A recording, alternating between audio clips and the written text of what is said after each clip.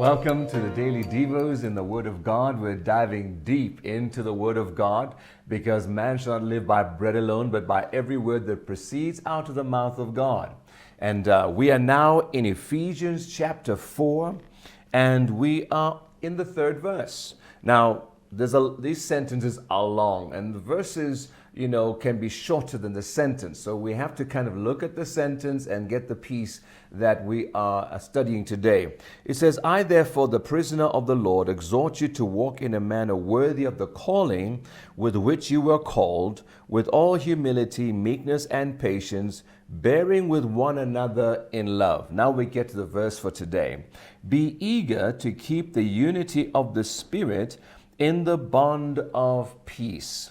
Be eager to keep the unity of the Spirit in the bond of peace. Now, this is quite deep. Now, Paul has progressed from the concept, the idea of us working out our salvation as individuals, walking in a manner worthy of the calling with which we are called in all humility, meekness, and patience, and bearing with one another in love. And he's now speaking to us walking out this life in our corporate world or environment of the body of Christ. So it's not enough for us to live out this Christian life as individuals. We live it out in the context of other believers of the body of Christ. And so he says that be eager to keep the unity of the Spirit, so that we are, in other words, let's keep our family together. There's one family.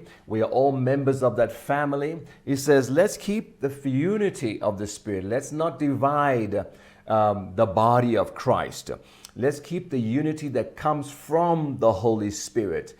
It says, in the bond of peace.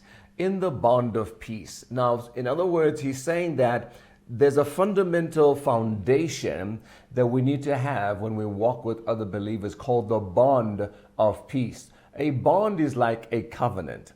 I know its contract is too much of a commercial concept or term, but a bond is like a covenant. It's an agreement.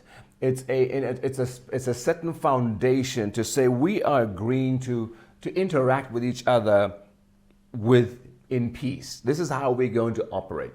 In other words, we agree that we're not enemies. That's how we operate with other believers, that we agree in Christ that we are not enemies. We may be from different churches. We may see things differently.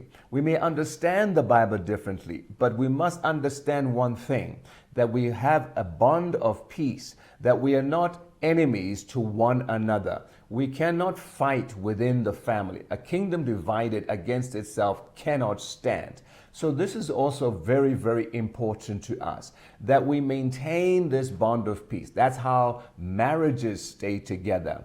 They have a bond of peace, that we are not enemies. We love each other. We may not understand each other. We may not even agree each other. We may not even like what one is doing, but we have a bond of peace, that we are not going to see each other as enemies. Families stay together because of this bond, that we may even fight sometimes in a sense of disagree and dislike what a person does or feel disappointed or whatever. But there's a bond that keeps the family together to say we will never see each other as enemies. This is what God is saying here in the Word of God, that no matter how different we may be to other brothers and sisters in Christ, no matter how even doctrines may be different, but we have this bond of peace to say we will never see each other as enemies. I want you to remember that. And I need to remind myself of that even if a person may see things differently to the way I see them,